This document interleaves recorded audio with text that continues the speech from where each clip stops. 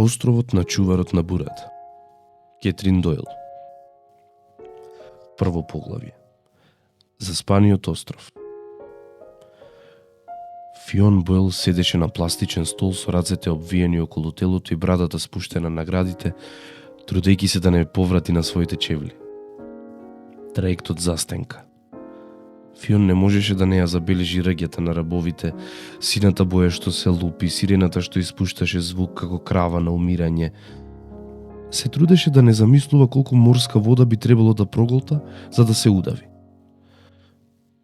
Тара моментално не гледаше во него, но Фион знаеше дека сестрите можат да почувствуваат страв. Ако сега го изблуе целиот ручек, никогаш нема да дознае дали тоа навистина е така. Работата да биде уште полоша, Фион беше стиснат помеѓу две раздрадорени старици, а неговиот телефон лежеше мртов во џебот. Немаше сигнал, ни една цртка. Повремено двете старици престануваат да зборуваат и само нешто тивко ќе си шепнеа една на друга, како да станува збор за голема тајна, што никој освен нив двете не смееа да ја слушнат.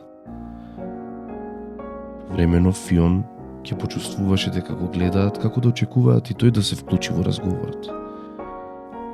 Најчесто звукот на морето беше силен и ги надгласуваше. Тоа беше најлошото од се. Океанот под него. Во неговите најлоши кошмари, океанот го вшмукуваше и го проголтуваше, а тој се будеше нагло целиот исподен. Морскиот воздух му гореше во градите и му ги штипеше образите додека наблюдуваше како копното бледнее. Прво се претвори во зелена дамка на сивиот хоризонт, а потоа исчезна целосно. На Фион веќе му недостигаа даблинскиот смог, вревата од работата на улиците, делумно завршените трамвајски шини што го пресекуваат градот и топотот на чекорите на туристите по тротоарите. Никогаш не размислуваше за тоа дали му се допаѓа или не вревата на градот во постојано движење. Само му беше блиска. А за Фион блискоста значеше дом. Тука немаше ништо блиско. Тара стоеше на клунот на траектот со нозете поставени на оградата како да се подготвува да скокне во океанот. Темната коса и се веореше на ветерот, развејана и сплеткана како јажине. Се сврте, барајки го меѓу патниците.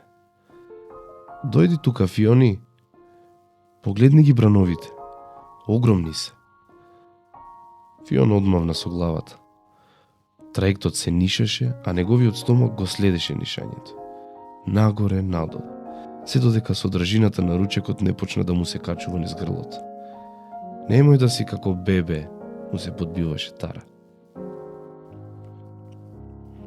Ако сакате да ја дочитате оваа книга, можете да ја најдете во продажните места на Антолог.